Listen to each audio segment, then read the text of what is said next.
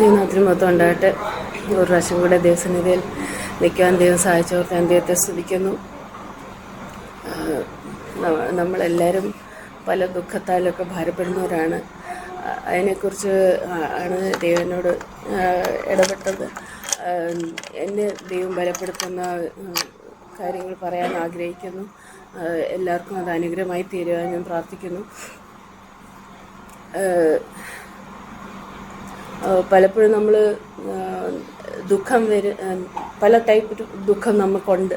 പക്ഷെ നമ്മൾ പലപ്പോഴും അത് റിയലൈസ് ചെയ്യാതെ പോകുന്നു, തിരിച്ചറിയാതെ പോകുന്നു. അത് ദൈവഹിത പ്രകാരമുള്ള ദുഃഖമാണോ അതോ ഈ ലോകപ്രകാരമുള്ള ദുഃഖമാണോ എന്ന് നമ്മൾ 2 കൊരിന്ത്യർ 7:10 വായിക്കാമോ?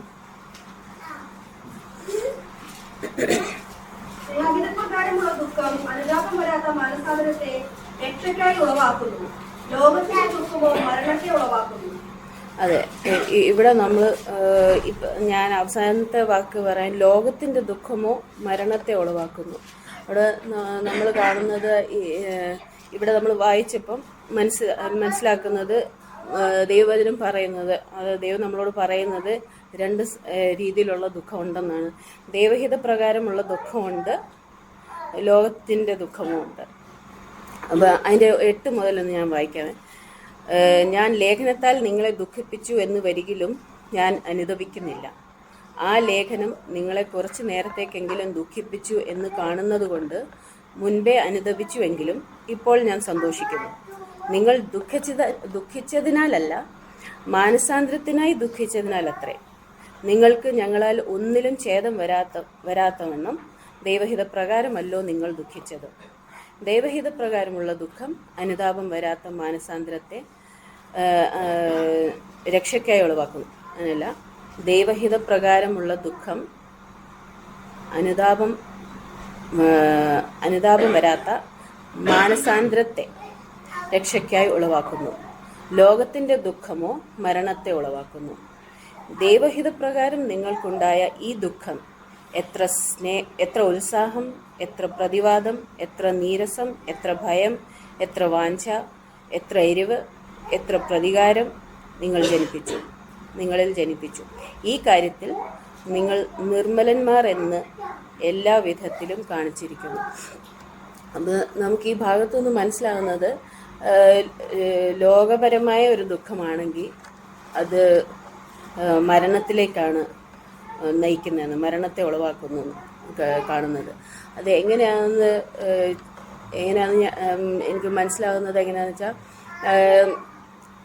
പലപ്പോഴും നമ്മൾ കേൾക്കാറുണ്ട്, ഈ സയൻസ് ആണെങ്കിലും പറയുന്നുണ്ട്, പല നമ്മുടെ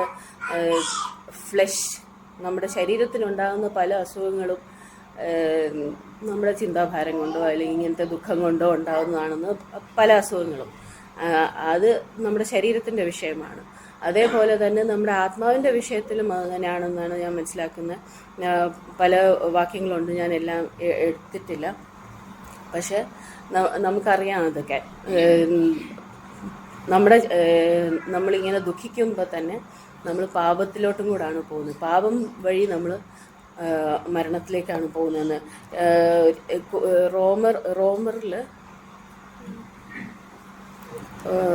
റോമർ 7:13 പറയുന്നുണ്ട്. എന്നാൽ നന്മയായുള്ളത് എനിക്ക് മരണകാരണമായി തീർന്നുവെന്നോ ഒരു നാളും വലുത് പാപമത്രേ മരണമായി തീർന്നല്ലോ. അത് നന്മയായുള്ളതിനെ കൊണ്ട് എനിക്ക് മരണം ഉളവാക്കുന്നതിനാൽ പാപമെന്ന് തെളിയേണ്ടതിനും കൽപ്പനയാൽ അത്യന്തം പാപമായി തീരേണ്ടതിനും തന്നെ. അവിടെ പറയുന്നത്, ഞാൻ മുഴുവൻ ആ ഭാഗം പറയാനല്ല, പാപം വഴി മരണത്തിലെത്തുന്നു എന്നാണ് അവിടെ വായിക്കുന്നത്. നമ്മൾ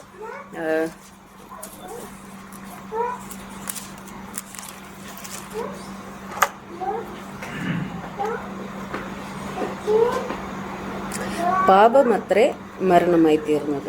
അപ്പം എന്നാൽ നന്മയായുള്ളത് എനിക്ക് മരണകാരണമായി തീർന്നുവെന്നോ ഒരു നാളും അരുത്. പാപമത്രേ മരണമായി തീർന്നത്. അവിടെ ന്യായപ്രമാണത്തിൻ്റെ കാര്യമാണ് മേളിൽ പറയുന്നത്. ന്യായപ്രമാണം കൊണ്ട് നമുക്ക് മരണം എങ്ങനെയാണ് എത്തുന്നത്? അത് നല്ലതുമാണ്. അതേ സമയത്ത് നമുക്ക് കാരണവുമായിത്തീരുന്നു എന്നുള്ളത്. പക്ഷെ പാപമാണ് ആയിത്തീരുന്നതെന്നാണ് ഇവിടെ കാണുന്നത്. അതുപോലെ യാക്കോബ് 1:15 പറയുന്നത് മോഹം നിർബന്ധിച്ച് പാപത്തിൽ പ്രസവിക്കുന്നു, പാപം മുഴുക്കിട്ട് മരണത്തെ തുറന്നു. അതെ, നമ്മൾ അവിടെയും കാണുന്നത് പാപം മുഴുത്തിട്ടാണ് മരണത്തെ പെറുന്നതെന്ന്. അപ്പോൾ ഇവിടെ നമുക്ക് മനസ്സിലാകുന്നത് ലോകത്തിലുള്ള ദുഃഖം, അതിൽ ലോകത്തിൻ്റെ ദുഃഖം അത് ഒരു കാര്യം പറഞ്ഞാൽ അതൊരു പാപമാണ്. ലോകത്തിൻ്റെ ദുഃഖം എന്ന് പറഞ്ഞാൽ പാപമാണ്. അതാണ് നമ്മളെ മരണത്തിലേക്ക് നയിക്കുന്നത്. അതുകൊണ്ടാണ് ലോകത്തിൻ്റെ ദുഃഖം ഒരു മരണമായിത്തീരുന്നത്. എക്സാമ്പിൾ ഞാനിനിയും പറയാൻ എനിക്ക് അതായത് ലോകത്തിൻ്റെ ദുഃഖം എന്ന് പറഞ്ഞാൽ ഞാൻ മുന്നോട്ട് വായിക്കുമ്പോൾ ബാക്കി പറയാം.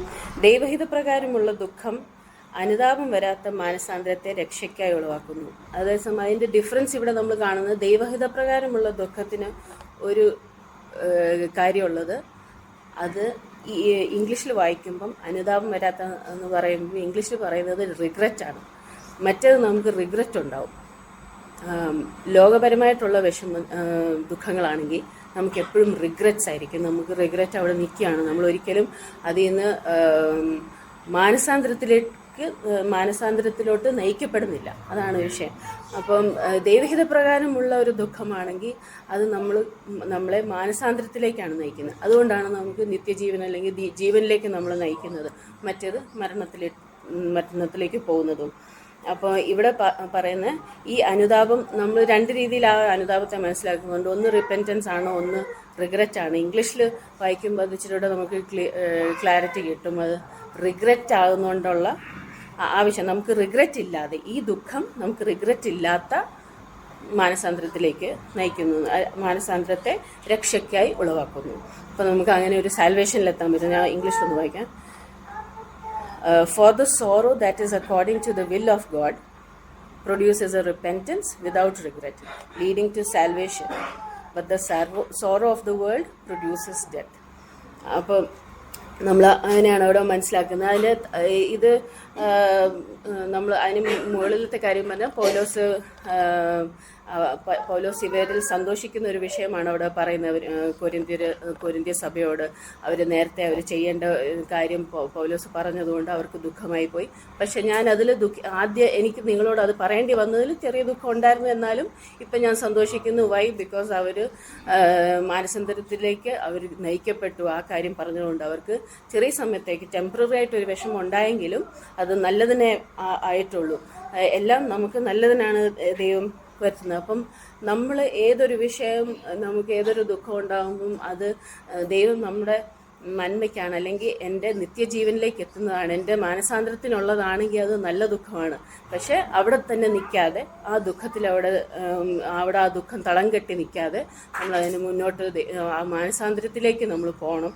എന്നാലേ അന്നേരമാണ് അത് ദൈവഹിത പ്രകാരമുള്ള ദുഃഖമാകുന്നത്. അവിടെ കിടക്കുവാണെങ്കിൽ അത് ലോകത്തിൻ്റെ ദുഃഖമായി പോകും. ദൈവഹിതപ്രകാരം നിങ്ങൾക്കുണ്ടായ ഈ ദുഃഖം എത്ര ഉത്സാഹം, എത്ര പ്രതിവാദം, എത്ര നീരസം, എത്ര ഭയം, എത്ര വാഞ്ച, എത്ര എരിവ്, എത്ര പ്രതികാരം നിങ്ങളിൽ ജനിപ്പിച്ചു. ഈ കാര്യത്തിൽ നിങ്ങൾ നിർമ്മലന്മാർ എന്ന് എല്ലാ വിധത്തിലും കാണിച്ചിരിക്കുന്നു. അപ്പം പൗലോസിൻ്റെ സന്തോഷം അതായിരുന്നു. ഒന്ന് കൊരിന്ത്യരിൽ പലയിടത്തും പൗലോസിന് അവരെ വഴക്ക് പറയേണ്ട ഒരു ആവശ്യമായി വന്നിരുന്നത്. അങ്ങനെ ചെയ്യുന്നു, നിങ്ങളിങ്ങനെ ചെയ്യുന്നു, നിങ്ങളുടെ ഇടയിൽ ഇങ്ങനെ കാണുന്നു, അങ്ങനെ ഒരാളെ നിങ്ങൾ വെച്ച് പൊറപ്പിക്കുന്നു, അങ്ങനെയുള്ള കാര്യങ്ങളൊക്കെ. അപ്പം അന്യായം ചെയ്യുന്നവരവിടെ നിർത്തി, അങ്ങനെയൊക്കെയുള്ള കാര്യങ്ങൾ പറഞ്ഞു. അപ്പോൾ അവർക്ക് അത് ദുഃഖമായി പോയെങ്കിലും രണ്ടാം ലേഖനത്തിൽ വരുമ്പം പൗലോസിന് സന്തോഷമായി ആ കാര്യമൊക്കെ പറഞ്ഞപ്പോഴും അവരതിനെ തിരുത്താൻ ഇടയായി. അവർ തിരുത്തി ദൈവസന്നിധിയിൽ വരാനിടയായി. അതുകൊണ്ട് ആ സന്തോഷമാണ് ഇവിടെ പൗലോസ് പങ്കിടുന്നത്. അപ്പം അവരുടെ ഉത്സാഹം, പ്രതിവാദം ഈ ദുഃഖം കൊണ്ട്, ദൈവഹിത പ്രകാരം ഉണ്ടായ ദുഃഖം കൊണ്ട് ആ ദൈവജനത്തിനുണ്ടായതാണ്. അതിൽ പറയുന്നത് ഉത്സാഹം, പ്രതിവാദം, നീരസം, ഭയം, വാഞ്ച, എരിവ്, പ്രതികാരം. ഇത്രയും കാര്യങ്ങൾ, ചില കാര്യങ്ങൾ പക്ഷേ ലൈക്ക് നീരസം, ഭയം, പ്രതികാരം, പ്രതിവാദം, ഇതൊക്കെ നെഗറ്റീവ് കാര്യമായിട്ടാണ് ഞാൻ എനിക്ക് ദൈവം അങ്ങനെയാണ് തന്നത്, ഞാൻ അങ്ങനെ മനസ്സിലാക്കുന്നതിന്. ഈ കാര്യങ്ങൾ നെഗറ്റീവായിട്ടുള്ള കാര്യങ്ങൾ അവർക്ക് കുറഞ്ഞു എന്നുള്ളതാണ്, പോസിറ്റീവായുള്ള കാര്യങ്ങൾ അവർ വളർന്നു എന്നുള്ളതാണ്. അതായത് ഉത്സാഹം, വാഞ്ച, എരിവ്, ഈ കാര്യങ്ങൾ അവർക്ക് വളർന്നു ആണ് ഞാൻ മനസ്സിലാക്കുന്നത്. ബാക്കിയുള്ളതെല്ലാം പ്രതിവാദം, നീരസം, ഭയം, പ്രതികാരം, ഈ വകകളൊക്കെ അവർക്ക് കുറഞ്ഞതായിട്ടാണ് ഞാൻ മനസ്സിലാക്കുന്നത്. അവിടെ ഒരു കമ്പാരിസൺ പോലെയാണ് എനിക്ക് മനസ്സിലായി. ഈ കാര്യത്തിൽ നിങ്ങൾ നിർമ്മലന്മാർ എന്ന് എല്ലാ വിധത്തിലും കാണിച്ചിരിക്കുന്നു. ആ ഒരു കാര്യം പറയുന്നത് കൊണ്ടാണ് ഞാൻ അങ്ങനെ അതിനെ മനസ്സിലാക്കുന്നത്. ഇവർ നിർമ്മലന്മാരാവണമെങ്കിൽ ആ രീതിയിൽ ഈ കുറച്ച് കാര്യങ്ങൾ കുറയുകയും, അതായത് ദൈവഹിതപ്രകാരം അല്ലാത്ത കാര്യങ്ങൾ അവരിൽ കുറയുകയും ദൈവഹിത പ്രകാരമുള്ള കാര്യങ്ങൾ അവരിൽ കൂടുകയും ചെയ്തു. അങ്ങനെയാണ് അവർ നിർമ്മലന്മാരായി എല്ലാ വിധത്തിലും പ്രൂവ് ചെയ്ത് അവരെ പ്രൂവ് ചെയ്തത്. അപ്പോൾ നമുക്കും അങ്ങനെ ആയിരിക്കാൻ നമ്മളെ ദൈവം സഹായിക്കട്ടെ. നമ്മളും ഏതൊരു ദുഃഖം വരുമ്പോഴും നമ്മളിൽ എന്താണ് കൂടുന്നതും കുറയുന്നതും നമ്മൾ മനസ്സിലാക്കണം. എനിക്കൊരു ദുഃഖം ഉണ്ടാകുമ്പം ഞാൻ ഉത്സാഹം ഉള്ള ആളാണോ, അല്ലെങ്കിൽ എനിക്ക് പ്രതിവാദം എന്ന് പറയുമ്പോൾ ഇതിപ്പം പ്രതിവാദം നമ്മൾ അഗെയിൻസ്റ്റ് ഒരാൾ പറയുന്നതിന് ന്യായം പറയാൻ ഇരിക്കുക, നമുക്ക് വേണ്ടി ന്യായം പറയാൻ നിൽക്കുക, അങ്ങനെയുള്ള കാര്യങ്ങളാണ് ഞാൻ മനസ്സിലാക്കുന്നത്. അല്ലെങ്കിൽ പ്രതികാരം, നമ്മളോട് ഒരാൾ തെറ്റ് ചെയ്താൽ അതിന് പ്രതികാരം ചെയ്യാനുള്ള ടെൻഡൻസിയാണോ, ആ കാര്യങ്ങളിലൊക്കെ നമ്മൾ എങ്ങനെയാണ് നമ്മളെ ഹാൻഡിൽ ചെയ്യുന്ന. അത് ദൈവഹിതപ്രകാരമുള്ള ദുഃഖമാണെങ്കിൽ നമ്മൾ അതിനെ കുറയ്ക്കുക ചെയ്യുന്നത്. അങ്ങനെയുള്ള വിഷയങ്ങൾ നമ്മൾ കുറച്ചിട്ട് നമ്മളിൽ നീരസം ഇല്ലാതിരിക്കും, നമ്മളോട് അന്യായം ചെയ്തവരോട് നമ്മൾ നീരസം ഇല്ലാതിരിക്കും. അങ്ങനെയൊക്കെയുള്ള കാര്യങ്ങൾ നമ്മൾ മനസ്സിലാക്കും. അതേ സമയത്ത് നമുക്ക് ദൈവജനത്തോടും ദൈവത്തോടും ഒക്കെ ഉത്സാഹം കൂടുന്നവരായിരിക്കും. അന്നേരം ഇതൊന്നും നമുക്ക് വിഷയമാവത്തില്ല. നമ്മളോട് തെറ്റ് ചെയ്തതോ അല്ലെങ്കിൽ നമ്മുടെ ഇടയിലുള്ള കാര്യങ്ങളെ നമുക്ക് ചെയ്യാനും അല്ല. ഈ 1 കൊരിന്ത്യരിൽ പറഞ്ഞ മേളില്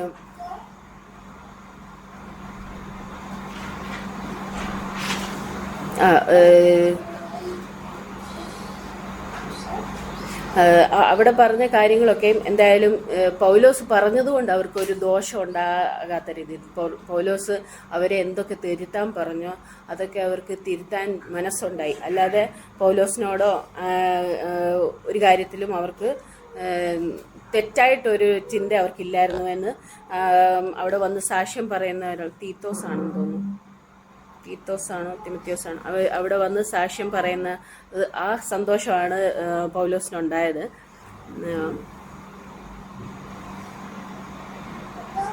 തീത്തോസിന്റെ വരവിനാൽ ഞങ്ങളെ ആശ്വസിപ്പിച്ചു. എങ്കിലും എളിയവരെ ആശ്വസിപ്പിക്കുന്നത് ഞങ്ങൾ മക്കെദോന്യയിൽ എത്തിയ ശേഷവും ഞങ്ങളുടെ ജഡത്തിനൊട്ടും സുഖമല്ല, എല്ലാ വിധത്തിലും കഷ്ടമത്രേ ഉണ്ടായത്, പുറത്തു യുദ്ധം, അകത്ത് ഭയം.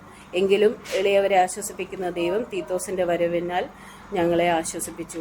അവൻ്റെ വരവിനാൽ മാത്രമല്ല, അവന് നിങ്ങളെക്കൊണ്ട് ലഭിച്ച ആശ്വാസത്താലും കൂടെ. നിങ്ങളുടെ വാഞ്ചയും നിങ്ങളുടെ വിലാപവും എനിക്കായുള്ള നിങ്ങളുടെ എരിവും ഞങ്ങളോട് അറിയിച്ചതിനാൽ തന്നെ. അതുകൊണ്ട് ഞാൻ അധികമായി സന്തോഷിച്ചു. ഇവിടെ പൗലോസ് അവരാ ഏറ്റെടുത്ത കാര്യത്തെ ഓർത്ത് സന്തോഷിക്കുന്ന, അവരെ എൻകറേജ് ചെയ്യുന്നതായിട്ട് നമ്മൾ കാണുന്നത്. അതേപോലെ തന്നെ നമ്മൾക്കും അതുപോലെ തന്നെ ആപ്ലിക്കബിളാണ്.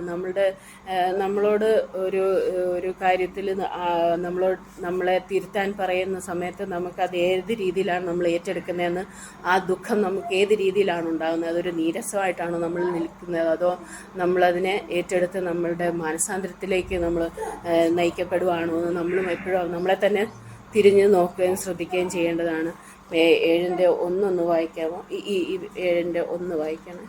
പ്രിയമുള്ളവരെ, ഈ വാഗ്ദത്തങ്ങൾ നമുക്കുള്ളത് കൊണ്ട് നാം ജഡത്തിലെയും ആത്മാവിലെയും സകല കന്മഷവും നീക്കി നമ്മെ തന്നെ വെടിപ്പാക്കി ദൈവഭയത്തിൽ വിശുദ്ധിയെ തികച്ചു കൊടുക്കുക. അതെ, നമുക്ക് എങ്ങനെയാണെങ്കിലും നമുക്ക് തന്നിരിക്കുന്ന എല്ലാ വാഗ്ദത്തങ്ങളും ജഡത്തിലെയും ആത്മാവിലെയും സകല കന്മഷവും നീക്കി നമ്മെ തന്നെ വെടിപ്പാക്കി ദൈവത്തിൽ വിശുദ്ധിയെ തികച്ചുകൊള്ളാനാണ് പൗലോസ് ഇവിടെ ഓർപ്പിക്കുന്നത്. അതാണ് ദൈവം ആഗ്രഹിക്കുന്നതും. ഒന്ന് യാക്കോബ് 1:16-17 കൂടെ ഒന്ന് വായിക്കുകയാണ്. എൻ്റെ പ്രിയ സഹോദരന്മാരെ, വഞ്ചിക്കപ്പെടരുത്. എല്ലാ നല്ല ദാനവും തികഞ്ഞ വരമൊക്കെയും ഉയരത്തിൽ നിന്ന് വെളിച്ചങ്ങളുടെ പിതാവിൽ നിന്ന് ഇറങ്ങി വരുന്നു.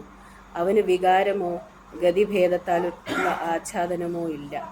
അപ്പോൾ ഇവിടെ മനസ്സിലാകുന്നത് എല്ലാ നല്ല ദാനവും തികഞ്ഞ വരമൊക്കെയും കർത്താവിൽ നിന്നാണ്, നമുക്ക് ദൈവത്തിൽ നിന്നാണ്, പിതാവിൽ നിന്നാണ് നമുക്ക് വരുന്നത്. അവന് വികാരമോ ഗതിഭേദത്താൽ നമുക്ക് വരുന്നത് ദൈവത്തിൽ നിന്നാണ്, ദൈവത്തിൽ നിന്ന് നേരിട്ടാണ്. അത് നമ്മൾ മനസ്സിലാക്കുന്നത്, നമുക്ക് തിരിച്ചറിയാൻ പറ്റുന്നത് എങ്ങനെയാണെന്ന് വെച്ചാൽ, നമ്മളിൽ ദൈവത്തിൽ ഉയരത്തിൽ നിന്ന് പിതാവിൽ നിന്ന് ഇറങ്ങി വന്ന ഒരു കാര്യമാണ് നമ്മളുടെ ഉള്ളിലെങ്കിൽ നമുക്ക് വികാരത്താലോ ഗതിഭേദത്താലോ നമുക്കും ആച്ഛാദനം ഉണ്ടാകാൻ പാടില്ല. ദൈവത്തിനില്ല. അതുപോലെ ദൈവത്തിൽ നിന്ന് ലഭിക്കുന്ന നമുക്കും ഒരു വികാരത്തിലോ ഗതിഭേദത്താലോ ആച്ഛാദനം വരാൻ പാടില്ല, ഒരു ചേഞ്ച് വരാൻ പാടില്ല, വേരിയേഷൻ ഉണ്ടാകാൻ പാടില്ല. ഏതൊരു ദുഃഖവും ഉണ്ടെങ്കിലും നമുക്ക് ദൈവത്തിൽ നിന്നുള്ള ആ ആശ്വാസം ലഭിക്കാനും അതിൽ ആ ദുഃഖത്തിൽ നിൽക്കാതെ അതിൽ തന്നെ നിൽക്കാതെ അതിൽ നിന്ന് മുന്നോട്ട് ദൈവഹിതപ്രകാരം അതൊരു എന്നെ മാനസാന്തരത്തിലേക്ക് നയിക്കുന്നുണ്ടോ എന്ന് നമുക്ക് ഒരു തിരിച്ചറിവ്, ഒരു തിരിഞ്ഞു നോട്ടവും ഒക്കെ ഉണ്ടാകുവാൻ ദൈവം സഹായിക്കട്ടെ. ഈ വചനങ്ങളാൽ ദൈവം എല്ലാവരും സഹായിക്കട്ടെ എന്ന് പ്രാർത്ഥിച്ചുകൊണ്ട്